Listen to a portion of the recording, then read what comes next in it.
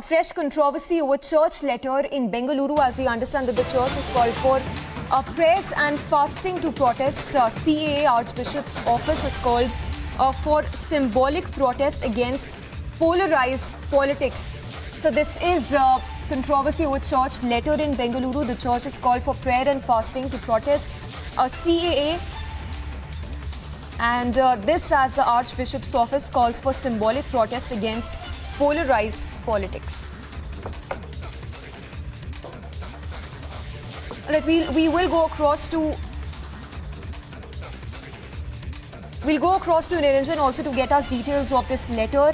But this is what we understand as symbolic protest of sorts against what it says polarized politics over the Citizenship Amendment Act.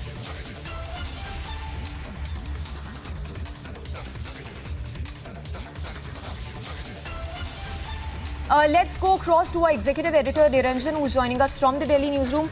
Niranjan, if you can take us through the details of this whole controversy. It's a symbolic protest, so as to say, over what it says polarized politics. Take us through the details of this church letter that we've accessed. You know, I have this letter in my hand, Samiksha. This is a letter that has been released by the Archdiocese of Bengaluru.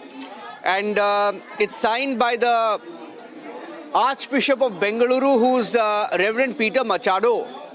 And Most Reverend Peter Machado, in a letter, has called for a day of prayer and fasting. He's called for a day of prayer and fasting on the 22nd of March 2024. It's a very controversial letter.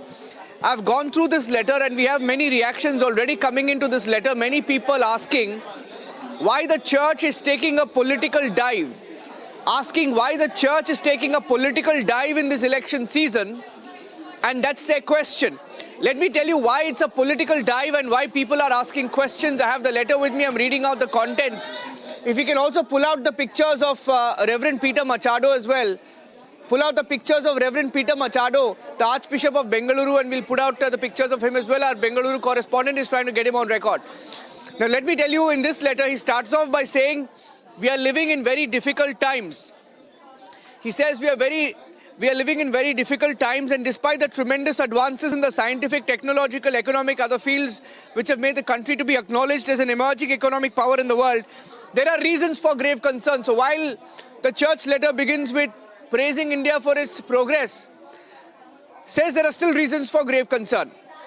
And then the church's letter, the Archdiocese of Bengaluru, the church letter talks about increasing impoverishment of the masses, growing monopoly of crony capitalists, widening gap between the rich and the poor, worsening unemployment among the educated youth, large-scale migration of the unemployment of the unemployed rural poor, the unhindered multiplication of hate speeches, the systematic attempts at depriving millions of our fellow Indians of their citizenship rights. Now, this is where it gets controversial.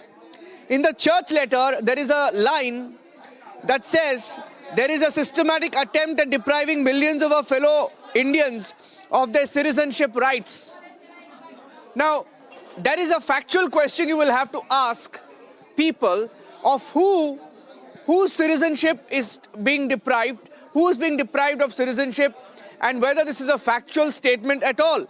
And then it goes on to read, subtle violation of fundamental rights, systematic erosion of the pluralistic secular ethos which has long characterized our country and our constitution, unscrupulous dilution of minority rights. Look at the words used. Frequent bulldozing of homes, shops and the places of worship of minorities on flimsy accusations. Deliberate harassment of those serving in orphanages, hostels, educational, healthcare institutions on false allegations of forcible conversions have all become an integral part of the carefully crafted campaign. So the church is calling it a carefully crafted campaign by divisive forces to undermine the constitution, intimidate minorities, and to disempower masses. And then it goes on to, and this is a very important paragraph, the church says our politics, referring to Indian politics, the church letter, this is the church saying it, the Archbishop of Bengaluru saying it on record in a letter, saying that our politics is subjected to the hydra-headed curse of populism, polarization, post-truth and personality cult. Personality cult. So mark the phrases and the words used in the letter. The democratic institutions of our country are weakening. Federal structure is being relentlessly undermined. The media has been co-opted. Investigating agencies are turned tools in the hands of the dominant class to harass and hound all opposition. So the church is saying that all opposition is being hounded and the constitutional bodies are suborned. Constitutional authorities are at best mere figureheads and at worst willing puppets. Democracy is reduced to an empty shell. And to protest all of what I've just read, the church has called for a day of prayer and fasting for peace and harmony in India on the 22nd of March 2024. It's a very controversial letter. Now, you can ask whether the church and the Archbishop's office, which has released this letter, has crossed a line while diving into political issues and questioning the Parliament of India for passing the CAA, the Citizenship Amendment Act, which has now been enforced across India, being questioned in a letter by the church. The letter by the church also talking about and claiming that all opposition is being hounded. Letter by the church talking about how constitutional bodies are suborned. Letter by the church talking about how there are systematic attempts at depriving millions of fellow Indians of their citizenship rights. And it goes on and on. And these are political issues mostly discussed and fought between political parties, and the church has taken a stand on these issues. On CAA, officially you can say that the church has dived into the CAA debate, the Citizenship Amendment Act debate, on the most controversial debate this week that we've had.